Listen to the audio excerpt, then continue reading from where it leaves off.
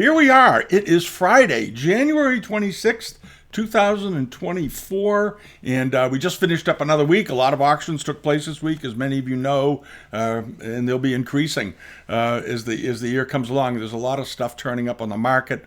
We listed a bunch of new things on the global pages, which you can get at through the Patreon side or through the global member page accounts. And there's a whole bunch of auctions we're going to be adding this weekend on Saturday that turned up some up in Maine that we discovered. There's a very nice sale coming up over in Europe and so forth. But before we get to all that, I want to talk a little bit about some results from the week, because it was a pretty interesting week. As many of you know, in New York right now, they just finished up the Americana sales.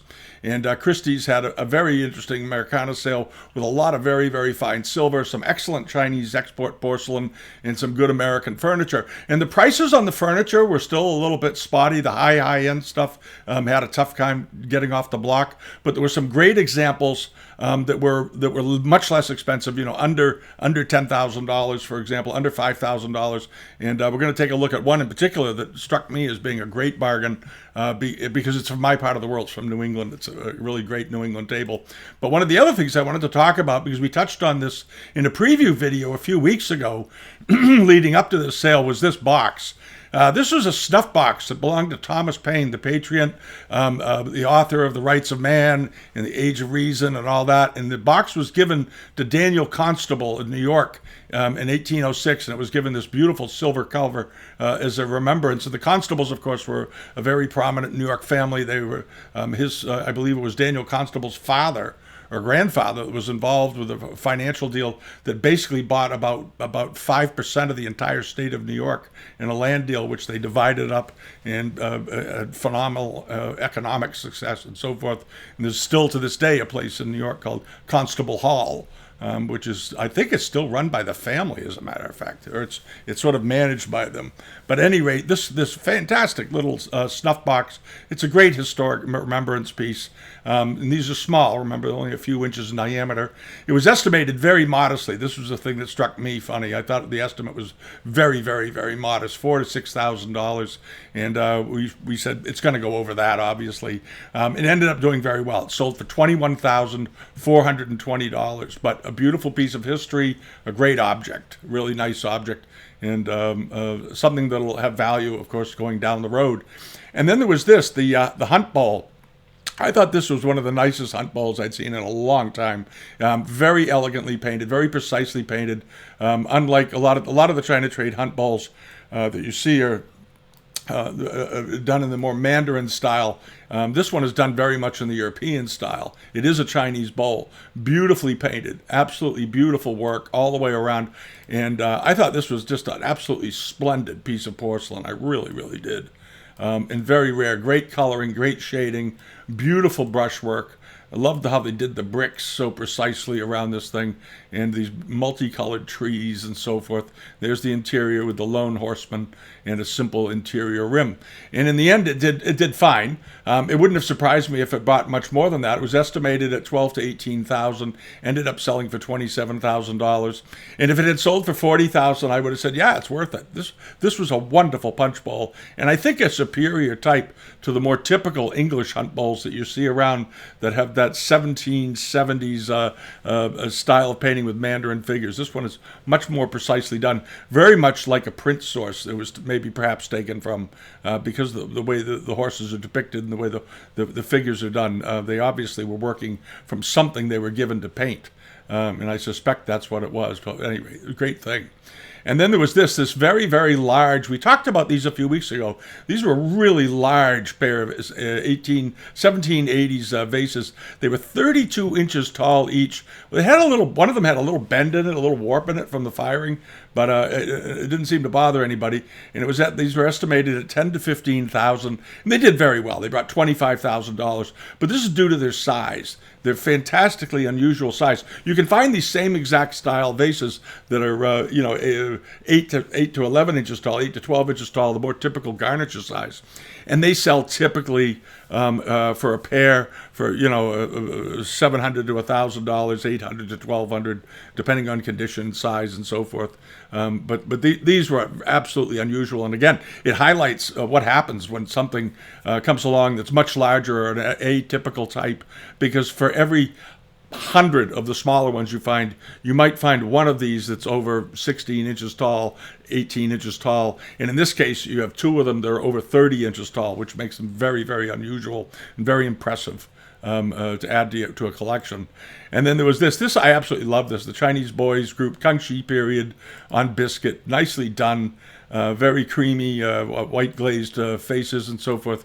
Great facial expressions. I love the sort of look of surprise or glee on his face, the guy on the left, and the aubergine robes and so forth. Very nicely done all the way down. And it looked like it was in good condition. I kept looking at this, wondering if the condition was good. And it appears to be so, because there's so many points on this thing that can break and go wrong. You always worry about that. At any rate, it was, how tall was this? 8 inches tall, estimated at 5,000 to 7,000, sold for $10,710. And then there was this, and this is not Chinese, obviously, but this was an interesting thing. And sometimes when you go to these, you look at these Christie's auctions or the Sotheby's auctions, the bigger auctions, and they'll have interesting paintings in there. And this was a painting by Joshua Johnson. And Joshua Johnson was estimated at $100,000 to $200,000, and it ended up selling for $1.1 million and $34,000. And the reason was that Joshua Johnson was one of these mysterious painters in a way. There wasn't a lot known about him. There was a lot of speculation. He was believed to be one of the very first black American portrait artists of any repute. He worked in the first part of the last part of the 18th and early 19th century. He was extraordinarily talented, and there's been all these debates about whether he was a black man or not, because the people that were from that era said, yeah, he was, but he wasn't listed as a slave in the Baltimore directories, and there's always been a little bit of confusion about it. But the consensus is he was an important early American painter, and he happened to be a black American painter, and it's something you don't see all that often. And he was very popular among the upper classes to do portraits just like this of family members, moms and their children, and so forth. And the style of his work, he was self-taught. The guy had no formal education, and he just picked it up. And obviously, he was a natural talent. The shading, the coloration, the proportions, the scale, the whole thing, the treatment of the lace and so forth, the facial expressions, the colors, everything was just beautifully done on this. And like I said, it brought $1.1 million. It has a long history of ownership, too. It came down through the family for a very, very long time, right up until recent history, basically. In the last 30 years, it had always been in the family's collection. And fresh things to the market, whether it's Chinese or American or European or whatever, if it's of exceptional quality, they're very hard to estimate, and don't be surprised when they go way over that estimate. And then the last thing in the sale that I wanted to mention was, this sort of goes back to the discussion we had a few weeks ago when we were talking about the value of early American furniture, early antique furniture from Europe relative to contemporary furniture, which is basically rubbish. And here you have a classic case. This is a circa 1800 Federal period flame birch veneered Federal card table. So in other words, this opens up like that. You have this beautiful game table. The quality of the wood on this is just exceptional. The color. Here you have all these beautiful flame birch panels, wonderfully inlaid, elegantly turned and reeded legs, full height on the leg at the bottom. It hasn't been broken off. And often sometimes you'll see these tables, and this lower post below this last turning is only about down to here, or it's right up against that because they get worn down, getting dragged around on floors. This one looks absolutely fine. It was estimated at just $3,000 to $5,000, and it sold for $2,520. And that is an extraordinary value, because it's $2,500 if you buy it, and when you get to enjoy it, you can use it in your house. You can use it as a card table, a game table. You can put your laptop on it. There are plenty of ways to use a table like this in your house and have something of lasting merit and value in your home. And this is a beautiful piece of furniture, absolutely beautiful, and is basically the same price as a high-end, a Baker reproduction that loses 90% of its value the day after you take possession of it. So it's something I'm gonna harp on this until everybody gets sick of it, I guess. But this is the kind of stuff you should be buying if you're furnishing your home. It works with any interior. Looks great with Persian rugs on it. Looked great with a Chinese export punch bowl on it. Beautiful material. Really, really nice. And the sale overall did pretty well. The only issue they're still having is some of the higher end pieces, the six-figure pieces of furniture, if they're not estimated properly, they're scaring off buyers. They had a number of very, very fine pieces of case furniture in this sale, and I think the estimates were just unrealistic. And none of them sold. Basically, it was sort of a wash on that scale. And it's just because right now I think there are a lot of people coming out of estates. Estates are being settled, and these are the things that were bought back maybe as in the 80s and the 90s at the peak of the American furniture market. And sellers in estates aren't willing to face the reality that a lot of that stuff has come down in value, and that the market at those high price points is no longer there. It just isn't there, and you're just sort of in denial. It's like having a stock that you paid $100 a share for, and it's down to 10, and you still want the 100. Well, you're not getting the 100. That's how it works. But at any rate, this was a fantastic table and a great opportunity, and I suspect the person that got it is very, very happy about it. And then over to this. Many of you remember this bowl. This was a Monteith bowl that came up for sale a few months ago at Ollers and Ogletree down in Atlanta. And they had a pretty good little sale the other day. And this bowl was sold a few months ago, I think for $3,500 or $4,000 or somewhere around there. I forget. And it apparently didn't get paid for. I have no idea why. This is a nice Kangxi period Monteith bowl. It measures 12 inches diameter. It's punch bowl size. Beautiful piece of porcelain. I really like this. I remember the first time I went through and I thought, gee, that's a great looking bowl. Nice Monteith. And of course, this is where you put you fill it with ice, and you put the glasses in with the bases sticking out through these holes so that the rims get chilled in the ice, and that's used to cool down the wine glasses. Very, very nice bowl. Beautifully done. It looked like it was in great condition. And this time around, it sold for $5,500 plus the buyer's premium, so around $7,000 by the time it was done. So I'm glad to see that, actually, because often when pieces get reoffered, the prices go down and down and down, as we've seen, and it's sort of a rotten thing that happens. And then over to this. This was also in the Ollers and Ogletree sale, and I think I had emailed them and tried to tell them that this is actually a Japanese piece of Rita-ware done in the Nabeshima style. It's a really nice piece of porcelain. And I suspect it didn't bring anything because people looked at it and said, well, it's Chinese. And the Chinese guys that buy Chinese, that really know Chinese stuff, looked at it and said, no, that's Japanese, clearly, with these dental moldings around the bottom and so forth.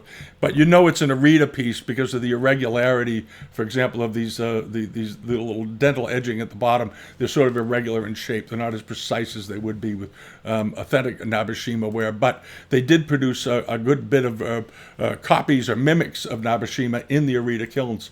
And this was one of them. But it's very nicely done. It's got a very nice use of negative space. It's rather elegant, very simple. And somebody picked it up for nothing. $100, 2 bids. 75 was the opening bid, 100, and that was the end of it. And I think it was because they mistagged it as Chinese. If they had listed this as Japanese Nabeshima Arita kiln production, it probably would have brought the estimate at least of 150 to 250. So if one of you got it, good. I'm glad. You got a great piece. And then there was this. This was also there. This was that 17-inch rose mandarin vase from the first half of the 19th century, probably around 1830 or 1840. Very nicely done with these unusual birds on the neck. You don't see those. You do see them, though, from time to time. You will find them. But it's not common. And then these 2 nice chimeras down here and this lightly ruffled rim at the top. But this was a big vase, 17 inches. In the photo, it looked smaller. It looked like it's an 8 or 9 inch vase. And I think that's why it didn't bring a lot of money. I didn't notice any restoration on it. It's got a hairline crack in the body somewhere, but they didn't show it very well. That may have also slowed it down. But $500, I think, was very reasonable, even if it has a hairline in it, because it was a nice-looking vase and it was big, just a hair, almost 18 inches. And I think the estimate was actually pretty reasonable. But somebody got a great buy, which is fine. All right, and now over to this. This is the Ann and Gordon Getty sale that took place, and they had some very nice Chinese things. I think many of you may have chased after some of them, and I want to go through that and look at some other things that were in the sale, because this was a beautiful auction. This was Stair Gallery. Ann and Gordon Getty's collection, the core of it, the high end of it, was sold in New York at a sale, as you may recall, over the series of about 5 auctions. And Getty has passed away a few years ago, and I think Gordon wanted to so maybe get his life started over. Who knows? Who knows why people sell things? But they sold a bunch of it in New York and did very well. Brought I don't know, $100-something million. And the rest of it went to Stair Gallery. And Stair Gallery has a good relationship with a number of the big New York auction houses, and they often get residual and overflow property. I don't consider this stuff residual property, but Sotheby's and Christie's do sometimes. But there were some great examples in here, and the prices were very strong. Prices were very strong. One of them was that this was a very nice piece of furniture. I'm pointing this out because, again, getting back to that furniture video a few weeks ago, we talked about these double chests, and I said that they did make them in the old days, and I wanted to show this. This is what one looks like. They call them mule chests. Basically, it's a double chest. The upper section here, these are false drawers, and there's a hinged lid that opens. So this upper section from here up is just for storage for things like sweaters and folded clothing and so forth. And then down below are 6 drawers, 3 in each bank going around it. This is a beautiful piece of furniture. Absolutely beautiful. Beautiful wood quality. Early 19th century, made around 1820 probably, something like that. And look at the price, $1,200 plus premium. That was a bargain. That was an absolute bargain. It sold at Christie's, South Kensington, 23 years ago. It was in one of their sales. And Ann Getty apparently bought it. And she brought it over and put it in her house. I don't know, one of her houses in the United States. I think they've had a bunch of them. At any rate, this was a fantastic buy. That's a great value. And a nice looking piece of furniture on top of it. All right, and then over to this, the footstools. Now, it's interesting, they listed these as composition footstools with brass feet. They're Regency period. The Gettys had a lot of Regency furniture in this sale. These are really nice, and these are usually described as being gout stools. Footstools is a polite way. It used to be a polite way of saying a gout stool, and gout was a fairly common malady years ago. I actually have gout from time to time too, and about 3-4 times a year I get a gout outbreak. I have to take some medicine for it. But back in the day, they didn't have much to treat it with, and you just put your foot up on a gout stool and sit there, and hopefully nobody bumped into your foot. And this was a nice one. Gout stools can also be fairly high up. They can elevate your leg quite a bit. But this was an elegant pair. And went for $800 for the two of them. Very nice decorations to put in your house. Beautiful quality. All right. And then the last one, furniture I'm going to talk about is this very nice inlaid mahogany drop leaf Regency pedestal table. This is a beautiful table. Regency period, 1810 to 1820s. It was under the era of George IV, who was the regent for his father, George III, who had gone off his rocker. That's where the name they call it the Regency period. He was his father's regent. But this was a beautiful little table. Wonderful quality, interesting drawer fronts, nice supports, and just $400 to get a very nice looking, would basically be a breakfast table, something like that with drop leaves for $400. Great value. All right, and then the rest of it over here, this was the porcelain sale from this. I had a number of inquiries about these plates. I think I had 5 by the time we got done. Everybody liked these. It's a style of plate that's very popular. Kangxi period. There were 3 of them. One of them had a hairline in it. And and I told everybody they're going to go way over the estimate. Expect them to bring at least $300 to $400 a piece, and they certainly did that. They ended up going way over that. We actually went up around $700 a piece by the time they got done. But very pretty, very good quality, nice femi-vert decoration, and a pair of them were perfect. So that's where you are these days with those. And then along over to the screen.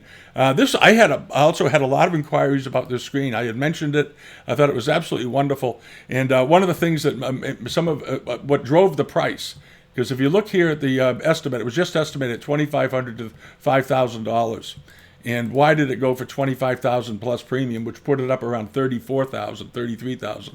If you look at it carefully, there's something very unusual in this painting. And we're going to get to it in a second as soon as I scroll through enough here. European figures. This is a Chinese screen, but has all European figures on it, riding horses, wearing 3-cornered hats, and so forth. This was a very unusual screen, and beautifully done, because you don't generally see them with these are almost like the Japanese nanban type screen with foreigners on them. Here's a classical Chinese gilt lacquered screen with foreigners riding on horses through the middle of it. And if you look at it quickly, it just looks like the typical Chinese scene, with figures and doing things the way they do around the palaces and outbuildings and going over bridges and so forth. And then when you look at it carefully, you realize that many of them are Westerners. And they're in China, which is a very unusual sight, almost an unthinkable sight at times in Chinese history, because foreigners were not allowed beyond the Hongs to go into China. So this is sort of a fantasy piece, because at the time, judging by the clothing they were wearing, the foreigners were not allowed into China in this way. So it's amusing that they were depicted in this way. And then it was put on this. I think the panels were mounted later onto this reticulated and gilded red lacquered screen. I think this was added to that. I don't think they started out life together. I think it was a 6-fold screen that was added to this. But regardless, absolutely unusual, very, very unusual screen. And here you can see the two figures there, the two Europeans right there.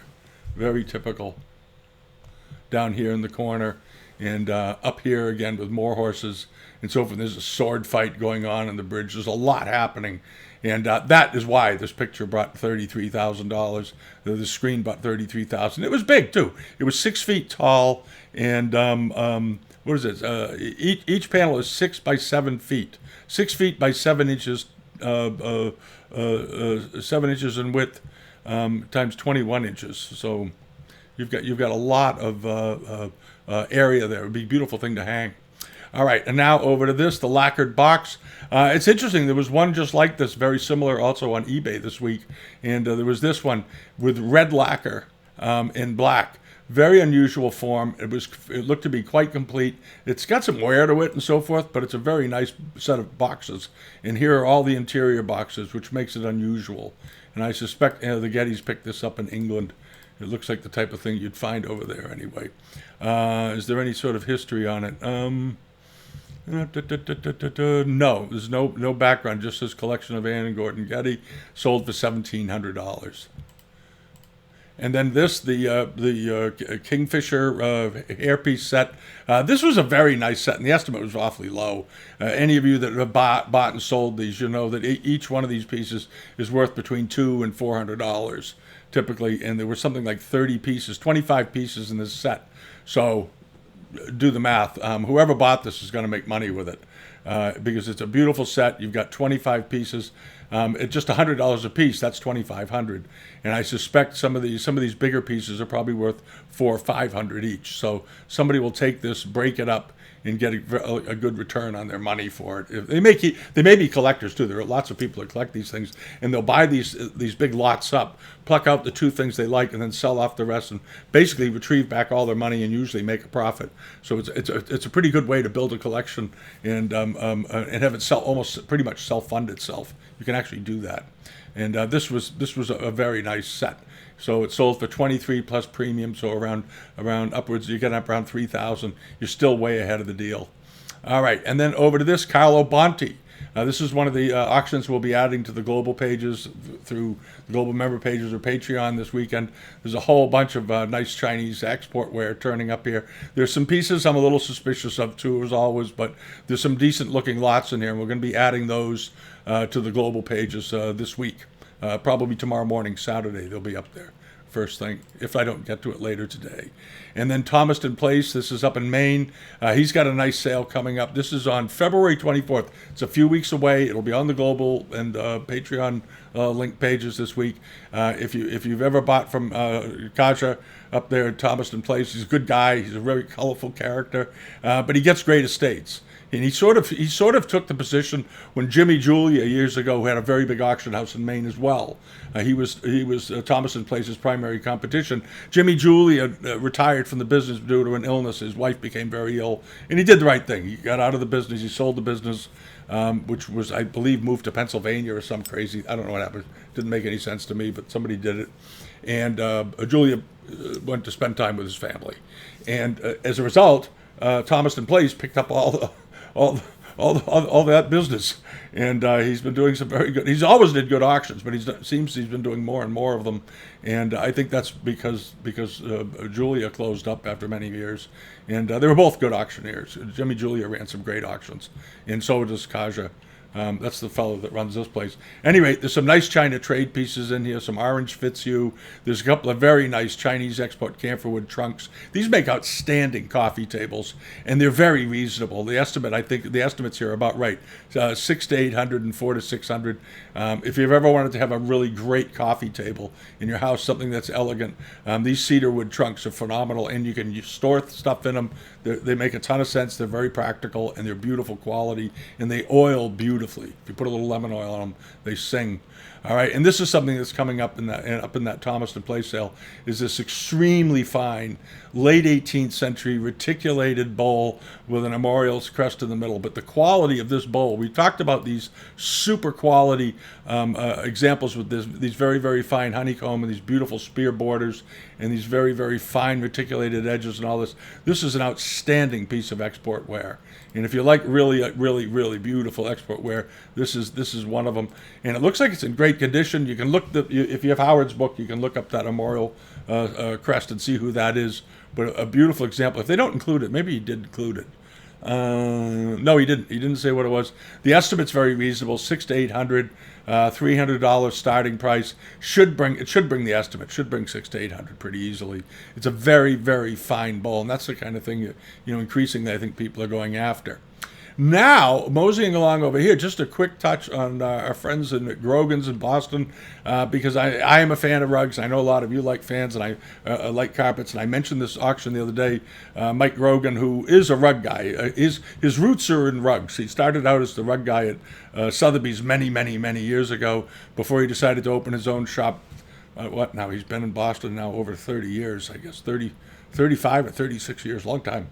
And he's a very smart guy, knows how to run. He ran that great auction for the Armenian brothers, and many of you that we covered fairly extensively because they were the people I knew, they were people Michael knew, and they had great things. Well, this is the Kafel collection of Persian rugs, and there's a very, very good collection.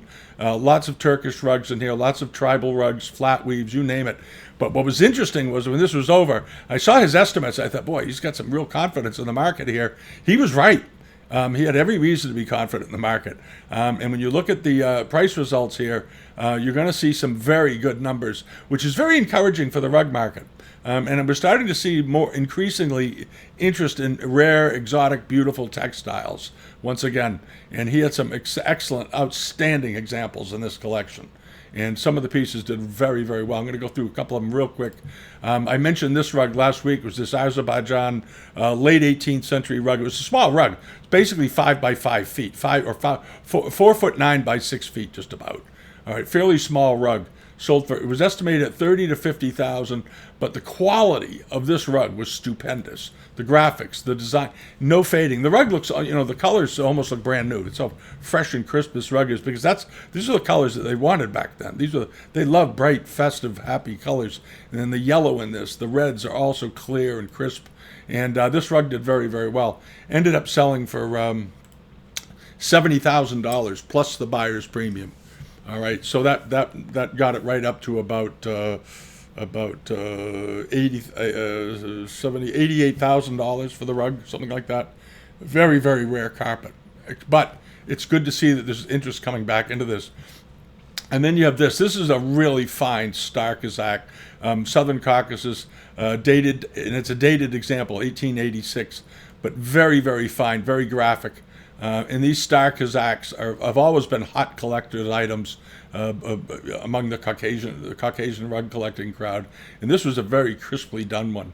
And it looked like it was in wonderful shape all the way down. Very vivid, very clear, very beautiful dyes, top quality wool. It measured 5 by 7 feet and ended up selling for $55,000 plus premium, or around $70,000 to $3,000. Beautiful carpet though, great value. And this, the Osmolduck, the techie bird Osmolduck, and this was on the cover of one of the Harriman catalogs, as I recall. Yeah, 1990. Eberhard Harriman, one of the premier Oriental rug dealers of the world, back in the 80s and so forth. He had sold this, but a stupendous camel trapping. This was a bag, and it opens at the top, and then you put things inside. It's got a back on it, and you take it with your pack animal. This is a very fancy one. This is like a wedding piece. Sold for $41,000 plus premium, so around $55,000. And then the Bashir prayer rug. This was another type 2 prayer rug. These are extremely rare. This is an early 19th century example. Beautiful colors, Central Asian, absolutely fantastic. Absolutely fantastic example, and again did extremely well. But early 19th century, 32,500 plus premium, so you're up around 40,000 for that rug. And then the last one, this was my favorite. It wasn't the most expensive rug in the sale, but graphically, I just absolutely loved it. And it's an Arabachi piece that was made in the first half of the 19th century. And I love the secondary design element here. It has a very strong Chinese feel to it, with those sort of archaistic patterning in it, and then multiple borders and these beautifully hued colored Turkoman gulls. These medallions are called gulls. And I just thought this was a great piece. I just thought it was a wonderful piece of wool. It was estimated at 5,000 to 8,000. Ended up selling for about 8,000, including the buyer's premium. All right, but a great example. That's my point. Was it? And these kinds of things, if you look through a lot of old paintings by Holbein and so forth, you'll often find early rugs draped on tabletops with big Wanli bowls on top of them. You see, it was done often with fruit bowls and so forth, often utilizing carpets as table spreads. Rather than putting them on the floors, they put them on tables, and they use them like tablecloths. And you'll often see Wanli and Ming period bowls and porcelains decorating across the top of them with food things and wine and so forth. Very nice. Anyway, on to this. This is the eBay results for the week. There was this antique blue and white Amari porcelain. This is one of those garlic neck guglets, so to speak, 18th century. Nicely done, very very nicely done. It appears to be. They're just saying 18th century. It looks like it might be Kangxi. Looks like a Kangxi example to me. Anyway, it did okay. It brought $762. Not an unreasonable buy. I think this was sort of right smack in the middle of where it should have landed. A nice looking vase. And then over to this was this Kangxi period Femiver square bottle vase. I talked about this last week because it was a particularly good one. There was not a lot of fritting. These squared bottles, because they're not thrown on a wheel, they roll out the clay in slabs. They cut it, and then they model them together to create the walls, and then they put a flat piece under it to create the floor, and then they use clay to press it and pinch it all back together. And what often happens is that the edges along here, they get a little air in them. Like there, you see some come out, a little impurities, little bits get in there during the making, and they can cause the glaze to pop off, and you get this fritting effect, they call it. And you'll see it around the top up here, you'll see it on the shoulder. But this one doesn't have that much of it compared to a lot of bottles. This one, just a couple of them here. Sometimes you'll see them and the whole side is just chewed off from fritting. They can really fall apart from it. This one is actually in quite good condition for one of these. And there's a picture of the bottom. They're flat, slightly concave, usually unglazed, and so forth. They rarely have shaped feet on them. They just have a flat bottom. But here's the decoration, nice rare decoration. Beautiful underglazed blue, nice aubergine on the bird. And in the end, it did well. It brought $2,208. I think we were thinking $1,500 or so, but if you want one that's in this good a condition, I guess you're going to have to pay a little extra for it. Very nice thing. All right, and then here's that other box. I was saying that there was I forgot, it's on here. This is that box that's on similar to the one that was in the Stair auction, one of these square table boxes. And this one, I think they showed it as Japanese. Obviously not Japanese, it's Chinese. Mid-19th century. I don't know why they said this. They just got confused, I guess. At any rate, it ended up selling for $647, but it's not Japanese. This is purely Chinese. This is 100% Chinese. There's the top of it. You've all seen that scene before. And maybe the seller just got confused, and that's obviously Chinese and so forth. And I think this was a pretty good buy for someone. When you see things on there, often we see things on here that are, the Japanese things don't bring as much as the Chinese, and we like to put them in the auctions on the newsletter page because it poses an opportunity sometimes where people that aren't too sure about what it is they're looking at, if they're only looking for Chinese things and it says it's Japanese, they're not going to look at it any further. And so it whittles away the number of potential other bidders that you're competing with. I think in this case, the bidder, whoever it was, probably recognized it to be Chinese and got himself a good buy. But we saw the other one that was in the Getty sale that had the interior boxes, and that sold for $1,700 plus premium, so around $2,500. So there's a big price spread here. So always look for the advantage when you're shopping of finding things that are misdescribed or misdated. Because often you'll see things that are, it's pretty clearly an early 18th century thing or a late 17th century, 16th century thing, and is dated as 19th century. And obviously that leaves the door open for a potential bargain. All right. Now, over here, this was the Beijing glass overlaid snuff Beijing glass bottle rather. It was a 19th century one. It had some sort of oddball mark on the bottom. But this was a good-looking thing. This was from the eBay consignor store. And he gets all kinds of things. He gets some good things. He gets some suspect things. I think he takes whatever it is that comes in, I suspect. And this was a nice one. In very nice quality. It had a considerable amount of legitimate-looking wear on the bottom, as I recall. Yeah, there it is. There it is. A little bit scuffed up. Not bad, though. I've seen worse. Peking glass tends to be very, very soft, very susceptible to scratching. And the mark is nonsensical on this. But it's a very desirable type. And it ended up selling for $3,938, which is a very good price. But rare bird. And Peking glass is another one of those areas that just seems to be way under the market these days. And then there was this nice Ningxia carpet, small rug. This is a small rug, nice yellow ground. I love the blue flower in the middle. Very simple, very elegant. And this rug is only about 2.5 by 3 feet or something, right? 2 feet 3 inches by 4 feet 5 inches. Fairly small rug. They look great in bedrooms. And somebody picked this up, I think, reasonably, $382. It's in very, very good condition. Nice rug. All right, and then there were the two watercolors. Some of you may remember we talked about these last week. There was this one with the bird on it. There's all the script and business, and there we go. I don't know. He doesn't have a good picture of the whole thing all at once. I guess that's as close as he gets. This was a nice watercolor on silk. There was this one. It ended up selling for just $221, very reasonable.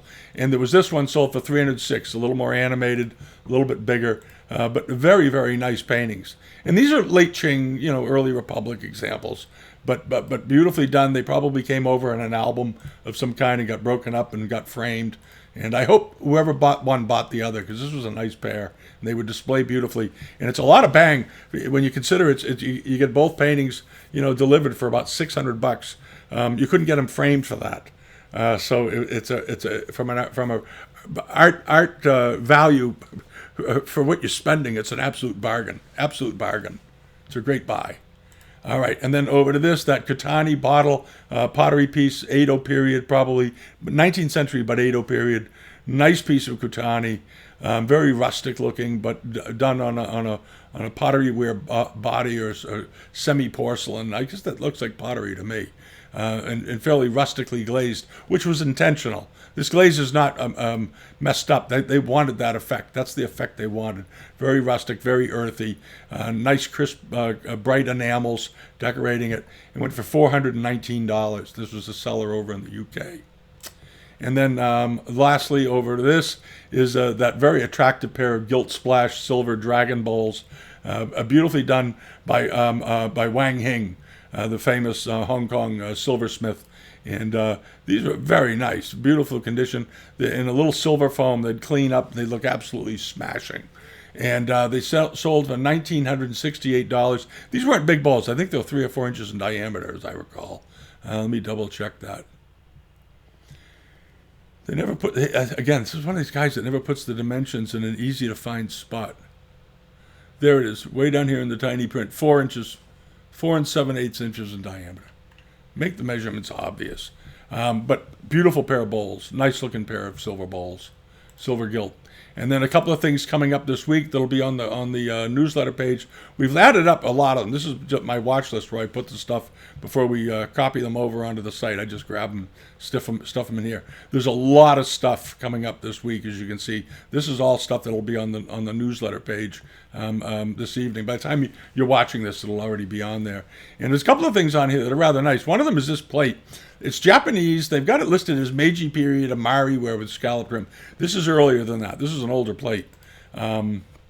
is an Edo period plate, probably from the very beginning of the 19th century, not during the late 19th century. I like the decoration on it. I like the colors. It's very loose. It's very free.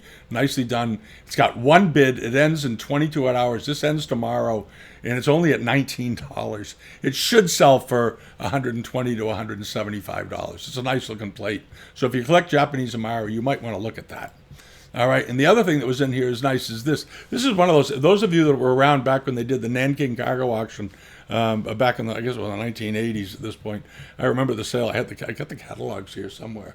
This was one of the types of plates that was very popular among the people who attended that sale. The sort of with these floating areas of decoration on them, a Qinlong period, beautifully done. This is a nice looking bowl. Very nice looking bowl and very desirable type. And I think the glaze on it was in pretty good shape despite it being underwater for a long time.